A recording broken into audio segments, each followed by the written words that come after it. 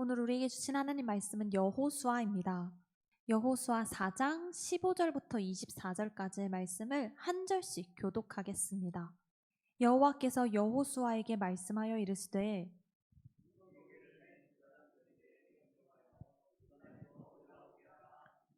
여호수아가 제사장들에게 명령하여 이르기를 요단에서 올라오라 하매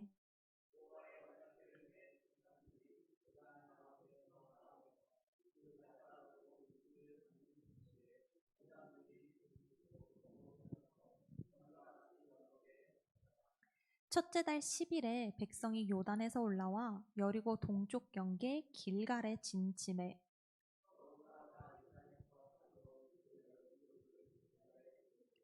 이스라엘 자손들에게 말하여 이르되 후일에 너희의 자손들이 그들의 아버지에게 묻기를 이 돌들은 무슨 뜻이니까 하거든.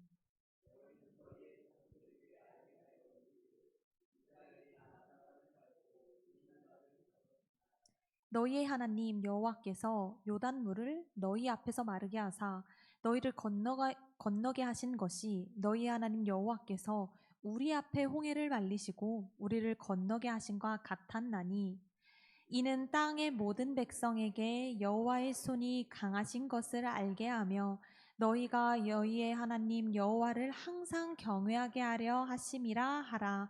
아멘. 성경은 하나님의 말씀입니다. 오늘도 하나님 앞으로 나온 성도님들을 사랑하고 환영합니다. 한 주간을 살아낸 피곤하고 지친 몸을 이끌어 하나님 앞으로 나오셨으니 하나님을 꼭 만나고 돌아가시기를 간절히 기도합니다. 혹시 TV나 유튜브에서 유명한 큰 식당의 주방 모습을 보신 적 있으신가요? 화려한 요리가 만들어지는 만큼 주방 안은 굉장히 복잡한 소리들로 가득 차 있습니다. 도마에 닿는 칼소리, 불과 냄비가 만나면서 생기는 소리, 그 중에서 가장 크게 들리는 소리는 바로 목소리입니다. 주방을 책임지는 메인 요리사가 이렇게 말합니다. 1번 테이블에 토마토 파스타. 그러면 그 순간 그 주방에 있는 모든 보조 셰프들이 거의 동시에 외칩니다. 네, 1번 테이블에 토마토 파스타. 안 그래도 시끄러운 주방인데 왜 이렇게 반복해서 외치는 것일까요? 이것은 단순한 대답이 아닌 그대로 요리를 하겠다는 순종의 표현이자 이 주방이 각자 마음대로 움직이지 않겠다는 선언입니다. 칼과 불이 있어 위험이 곳곳에 도사리고 있으며 손님이 요구한 것을 해내야 하기에 주방은 메인 요리사의 목소리에 따라 움직입니다. 메인 요리사의 말은 보조 요리사들에게 선택사항이 아닌 기준이고 방향이며 곧 진행입니다. 이 과정을 통해 요리가 제 시간에 그리고 해당하는 손님에게 전달될 수 있습니다. 오늘 우리가 함께 읽은 여호수아 4장의 말씀은 앞선 3장에서 이미 언급된 내용이 다시 나옵니다.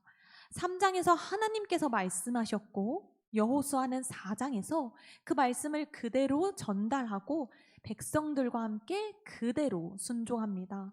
하나님의 말씀은 그저 들리는 소리가 아니라 우리를 움직이게 하는 지시이고 혼란 가운데서도 우리를 성도로 하나 되게 하는 소리입니다.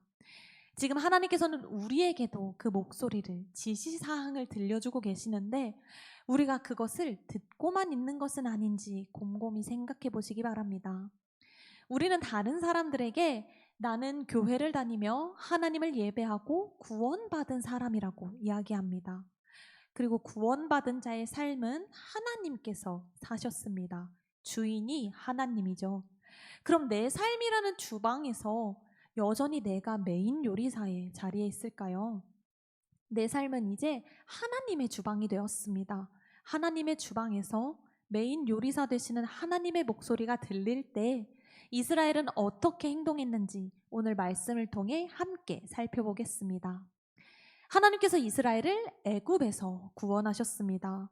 애굽을 탈출하는 데 있어서 첫 번째 방해물인 홍해를 갈라주셨고 그 다음으로 마주한 광야에서는 만나와 물, 구름 기둥과 불 기둥으로 돌보셨습니다.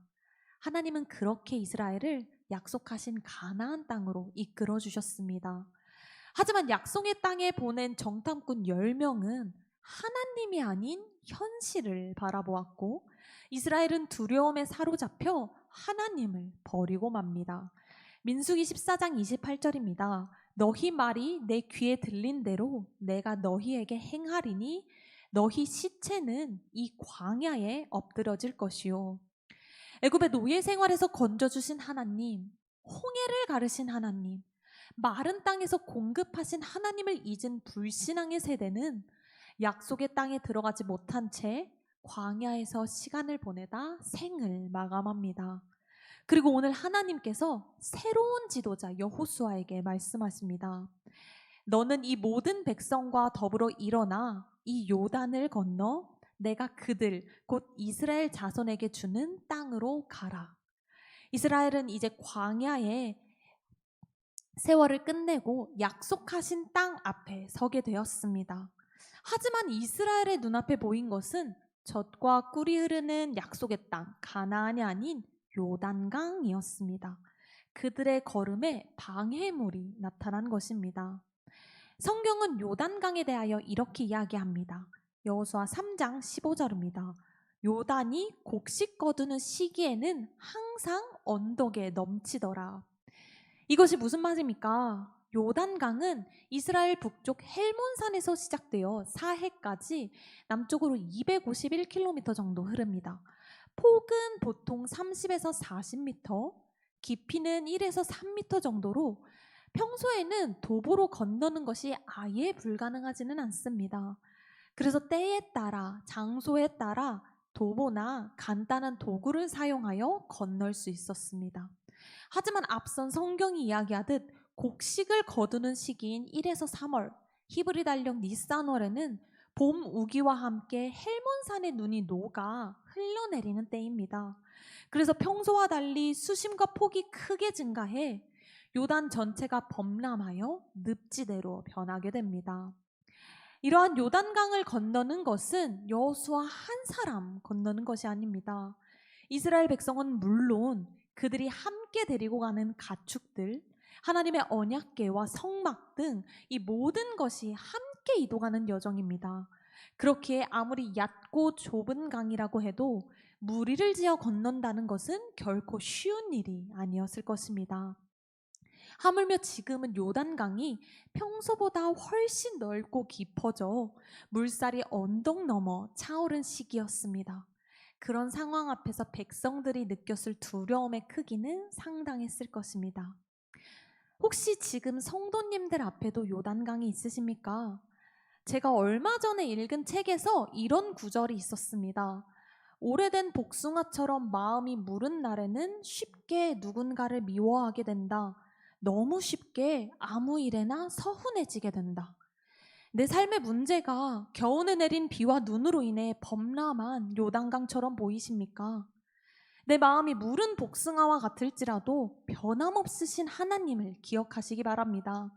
이스라엘에게 그리고 우리에게 요단강을 건너라고 명하신 하나님께서는 이어서 이렇게 말씀하십니다. 1장 9절입니다. 강하고 담대하라. 여호와 하나님 내가 너와 함께하니라. 내 앞에 범람한 요단강이 직장의 문제, 가정의 위기, 자녀의 아픔 혹은 하나님의 부르심이십니까? 그것이 어떤 모습이든 우리는 광야의 길을 내시는 하나님을 기억해야 합니다. 하나님 없는 요단강은 소용돌이이며 나를 넘어지게 하는 늪이지만 하나님이 내 모든 길에 앞서가시며 길을 내실 것입니다. 그러므로 이러한 요단강을 하나님과 함께 건너는 성도님들이 되시기를 바랍니다. 요단강을 건너라는 하나님의 말씀을 들은 여호수아는 즉시 백성에게 명령을 내립니다. 1장 11절입니다. 너희는 진중에 두루 다니며 백성에게 명령하여 이르기를 양식을 준비하라. 사흘 안에 너희가 이 요단을 건너. 하나님의 말씀을 신뢰하지 못하고 가나안을 두려워한 이전 세대와는 다르게 이번에는 백성들이 이렇게 응답합니다. 당신이 우리에게 명령하신 것은 우리가 다 행할 것이요. 이스라엘은 눈앞에 넘실대는 요단강의 물결을 바라보지 않았습니다. 그들은 말씀하시는 하나님을 보았고 그렇기에 즉각 응답할 수 있었습니다. 그런데 이러한 요단강을 건너기 위한 하나님의 방법이 있었습니다. 바로 제사장이 언약궤를 메고 백성보다 앞서서 요단강으로 들어가서 서 있는 것입니다. 요단강을 건널 수 있는 방법, 하나님의 말씀은 추상적이지 않았습니다. 누가 먼저 움직여야 하는지, 어떤 순서로 건너야 하는지, 그리고 건넌 이후의 행동까지 하나님은 세세하게 말씀하셨습니다. 그리고 여호수아와 이스라엘은 말씀하신 그대로 행하였습니다. 내가 원하는 방식으로 해석하지 않았습니다. 사랑하는 성도 여러분, 내가 원하는 대로 하나님의 방법을 따라가고 있진 않으신가요? 믿음은 하나님을 따라가는 것입니다. 온전히 신뢰함으로 하나님의 말씀으로 하나님의 방법으로 내 앞에 놓인 요단강을 건너시기 바랍니다. 하나님께서 이스라엘에게 약속의 땅으로 가기 위하여 요단강을 건너라고 말씀하셨습니다. 그리고 그들이 건널 수 없는 그 때에 하나님께서는 건널 수 있는 방법을 말씀해 주셨습니다. 나아갈 길과 방향, 그리고 그 방법을 제시하신 하나님이시기에 이제 이스라엘이 그리고 우리가 해야 할 일은 순종하는 것뿐입니다. 한 의학 드라마에서 이런 대사를 보았습니다. 서당계 3년이면 사람을 죽인다. 병원에서 3년 차이면 기본적인 업무에 대한 이해가 높아지고 스스로 할 수 있다고 생각하여 정해진 규칙대로 행동하지 않게 된다는 것입니다. 그래서 이 드라마에서도 결국 자신의 실력과 판단을 자만한 등장인물의 행동으로 인하여 위험한 상황이 벌어졌습니다. 여기 계신 성도님들 대부분이 신앙생활을 3년 이상 하신 것으로 알고 있습니다. 내가 살아온 삶의 지혜를 무시할 수는 없습니다. 그러나 우리에게 지혜는 오직 하나님 말씀입니다. 하나님의 말씀을 내가 원하는 대로 골라 듣고 있지는 않은지 한번 생각해 보시기 바랍니다. 오늘 이스라엘은 명령하신 그대로 진행하였습니다. 좀 더 편리한 방법으로, 내가 드러나는 방법으로 순종하지 않았습니다. 마주한 요단강 앞에서 그것을 건너가라는 하나님의 말씀을 듣고 수영 실력을 키우느라, 배를 짓느라 시간을 지체하지 마시기 바랍니다. 하나님께서는 그 요단강에 발을 담그라 말씀하셨습니다. 그 말씀대로 행하는 자에게 언덕 너머로 넘치는 강을 갈라 마른 땅을, 길을 내어 보이셨습니다. 그러니 하나님의 말씀이니 하나님께서 말씀하신 대로 행하는 성도님들의 순종의 걸음이 되기를 바랍니다. 그 모든 백성이 요단강을 건넜을 때 하나님의 역사하심이 이루어진 그때 하나님께서 여호수아에게 말씀하십니다. 너희 중 각 지파에 한 사람씩 12사람을 택하고 그곳에서 돌 12돌을 취하여 그것을 가지고 가서 오늘 밤 너희가 유숙할 그곳에 두라. 그들이 믿음으로 건넌 요단강 바닥에서 돌을 들어올려 그들이 유숙할 그곳 길갈에 돌을 세우라고 말씀하십니다. 인간 역사에서 돌을 세우는 것은 무언가를 기념하기 위한 탑, 집의 기반 혹은 예술 작품을 만들 때 하는 행동입니다. 하나님의 도우심으로 강을 건넜기에 이스라엘과 가나안 이방 민족에게 하나님의 위상을 드러내기 위하여 돌을 세우라고 말씀하시는 걸까요? 하나님께서 원하시는 것은 이스라엘이 하나님이 하신 일을 잊지 않도록 기억의 표징을 세우는 것입니다. 따라서 이스라엘은 다른 곳이 아니라 하나님의 언약궤를 메고 있는 제사장들이 서 있는 바로 그 요단강에서 돌을 가지고 와야 했습니다. 우리의 믿음을 흔드는 대적 중 하나는 망각일 것입니다. 과거에 하나님이 나에게 어떻게 행하셨는지를 잊게 된다면 하나님의 역사는 과거의 나의 영광으로 남아 순간의 사건만으로 돼버릴 것입니다. 이스라엘은 과거에 광야 가운데서 하나님께서 어떻게 행하셨는지를 보았고 기억하였습니다. 그렇게 범람하는 요단강 앞에서도 주저없이 발을 내밀 수 있었습니다. 과거에 행하신 하나님의 역사를 망각한다면 미래에 신뢰하는 것에 어려움이 있을 수 있습니다. 그렇기에 하나님께서는 돌을 세워 기억하라 말씀하십니다. 이 돌은 단순히 세우는 것으로 충분하지 않았습니다. 돌에 대하여 오늘 말씀 21절은 이렇게 이야기합니다. 후일에 너희 자손들이 그들의 아버지에게 묻기를 이 돌들은 무슨 뜻이니까 하거든. 그 돌들은 단순히 하나님의 행하심을 기억하는 것을 넘어서 하나님을 떠올리게 하는 도구였습니다. 그 돌만 봐서는 그 의미를 알 수 없습니다. 누군가 설명해 주지 않으면 돌은 그저 돌무더기에 불과하게 됩니다. 그래서 23절은 이렇게 이야기합니다. 너희의 하나님 여호와께서 요단물을 너희 앞에서 마르게 하사 너희를 건너게 하신 것이 너희 하나님 여호와께서 우리 앞에서 홍해를 말리시고 우리를 건너게 하심과 같았나니. 후손들이 그 돌을 보고 질문할 때 부모 세대가 함께 하신 하나님을 떠올리며 대답하는 것입니다. 이방신들과는 다르게 살아 역사하시는 여호와 하나님께서 우리 앞에서 홍해를 가르시고 요단강을 넘게 하시어 약속하신 그대로 그 땅에 닿을 때까지 우리와 함께 하셨다고 고백하는 것입니다.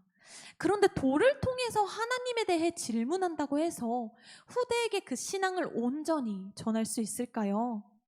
내 눈에 하나님의 역사하심을 기억하게 하는 돌이 보이고 신앙의 선배들이 그 삶을 살아내고 있을 때 비로소 후대들이 질문을 하게 됩니다. 반대로 그 돌이 아무 의미 없이 방치되어 있고 하나님께서 행하셨다고 대답하는 사람의 삶에서 하나님이 보이지 않을 때 질문은 더 이상 떠오르지 않습니다. 질문이 멈추면 기억도 멈추고 기억이 멈추면 신앙이 끊어지게 됩니다. 사랑하는 성도 여러분, 하나님을 기억한다는 것은 단순히 과거의 역사를 떠올리는 것이 아닙니다. 성경이 말하는 기억은 하나님이 누구인지를 내가 삶으로 고백하며 살아내는 것입니다. 이제는 다양한 매체를 통하여 우리 눈에 넘치도록 우리와 함께 하시는 하나님의 역사하심을 나타내는 돌들이 참 많이 보입니다.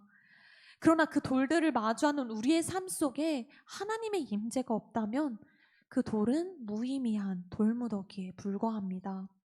점점 더 어두워지는 세상은 교회를 향해 질문합니다. 정말로 하나님이 살아계신가? 우리가 바로 이 질문에 대답이 되는 돌이 되어야 한다고 생각합니다. 하나님께서 기억하라고 하신 말씀의 의미는 단순히 옛날 옛적 하나님의 영광을 내가 경험한 하나님의 은혜를 반복하는 것이 아닌 현재의 삶 속에서 하나님을 나타내라는 명령일 것입니다. 우리의 선택과 우리의 언어가 우리의 관계와 우리의 희생과 우리의 사랑이 곧 하나님을 증거하는 살아있는 돌이 살아있는 징표가 되기를 바랍니다. 하나님을 알고 그 은혜와 예수 그리스도의 십자가 사랑으로 구원받은 성도 여러분, 지금까지 지내온 삶에서 행하신 하나님을 기억하고 계십니까? 만약 없으시다면 이 시간 진정으로 예수님을 만나 하나님의 역사하심을 체험하는 삶을 살아가시기를 바랍니다. 하나님을 기억하고 계시다면 지금 성도님께서 세우고 계신 돌은 단순히 누군가를 향해 보여주기 위함이 아닌 하나님을 내 삶으로 전하게 하기 위함이기를 바랍니다. 오늘 말씀 속 이스라엘에게 요단강은 단지 건너야 할 강이 아니었습니다. 그들 앞에 놓인 요단강은 믿음의 경계선이었습니다. 광야의 삶을 끝내고 약속의 땅에서 하나님 백성으로서의 시작, 신앙의 전환점이었습니다. 이때 하나님께서는 이스라엘을 부르실 때 그들에게 필요한 것은 전쟁의 전략이나 많은 무기, 화려한 도구가 아닌 하나님 말씀에 대한 순종이었습니다. 그들이 하나님의 말씀대로 요단강 앞에 섰을 때 과거에 하나님께서 역사하심을 기억하지 못했다면 범람하는 물결 속에서 주저했을 것입니다. 요단강을 넘어 마주한 여리고성 앞에서도 주저하며 나아가지 못했을 것입니다. 또 그 다음 위기 앞에서 주저하며 그 다음 고난 앞에서 하나님을 의심하고 결국 하나님을 잊어버리게 될 것입니다.